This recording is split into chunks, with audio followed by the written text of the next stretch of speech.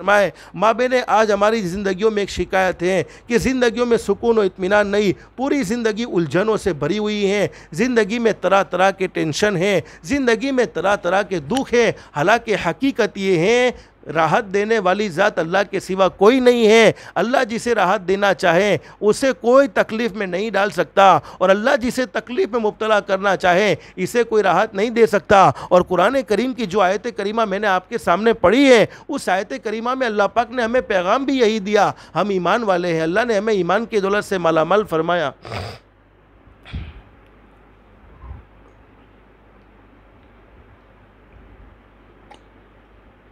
अल्हम्दुलिल्लाह, अल्हम्दुलिल्लाह। अल्लाह ने हमें ईमान की दौलत से मालामाल फरमाया, मुसलमान बनाया। अल्लाह का ये एहसान है, अल्लाह का ये करम है, अल्लाह का ये फ़ज़ल है। लेकिन कुरान करीम में अल्लाह रब्बुल आलमीन क्या फरमाते हैं?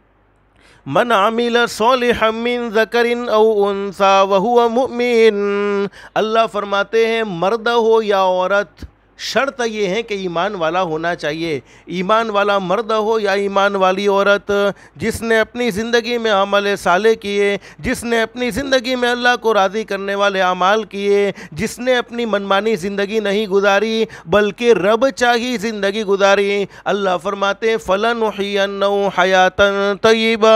इनाम ये होगा कि हम उसकी ज़िंदगियों में सुकून और इत्मीनान भर देंगे, ज़िंदगियों की टेंशनों को ख़त्म फरमा देंगे, ज़िंदगियों की उलझनों को ख़त्म फरमा देंगे। आज माँ बहनें, ज़िंदगियों में टेंशन है। बहुत से लोग कहते हैं, अरे हमारे घर में कोई जिन्नात का असर है, घर में कोई जादू का असर है, कारोबार तबाह हो चुका है, अरे माल तबाह हो चुका है, सब कुछ तबाह हो चुका है। हकीकत ये है कि अल्लाह को नाराज़ करने का नतीजा ये होता है, अपनी मनमानी ज़िंदगी गुजारने का नतीजा ये होता है। अल्लाह कुरान करीम में फरमाते, मन आरज़ा अन ज़िक्री फ़इन्न लहू मईशतन ज़नका।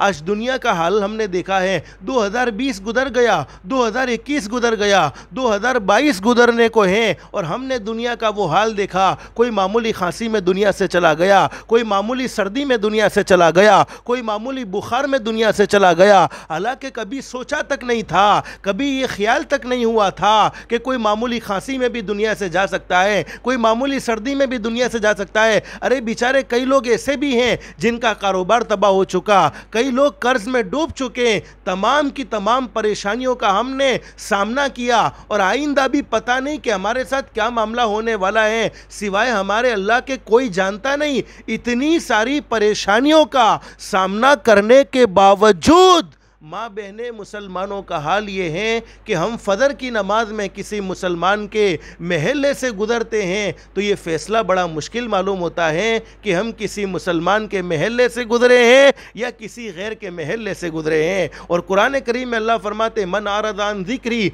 फ़इन्न लहू मईशतन ज़नका। अल्लाह फरमाते, मेरे वो बंदे और मेरी वो बंदियाँ जो दुनिया की मुख्तसर सी ज़िंदगी में मुझे भूल जाते हैं, यानी अपनी मनमानी ज़िंदगी गुजारते हैं, अल्लाह को नाराज़ करते हैं, न नमाजों का कोई एहतमाम होता है, न अल्लाह को राज़ी करने का कोई एहतमाम होता है। आंखें बेलगाम हो जाती हैं, कान बेलगाम हो जाते हैं, ज़ुबान बेलगाम हो जाती हैं, दिल में हज़ारों साल की दुश्मनियाँ, अरे कई कई सालों की दुश्मनियाँ से दिल गंदा और नापाक हो चुका हुआ होता है। अल्लाह फरमाते, फिर वबाल क्या होता है? फ़इन्न लहू मईशतन ज़नका।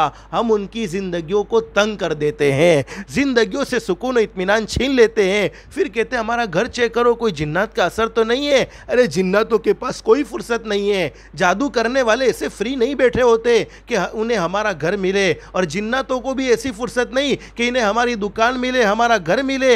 हकीकत ये है और ये सच्ची बात है, अल्लाह को नाराज़ करने का नतीजा ये होता है, अल्लाह पाक ज़िंदगियों से सुकून और इत्मीनान को छीन लेते हैं, ज़िंदगियों में उलझने डाल देते हैं।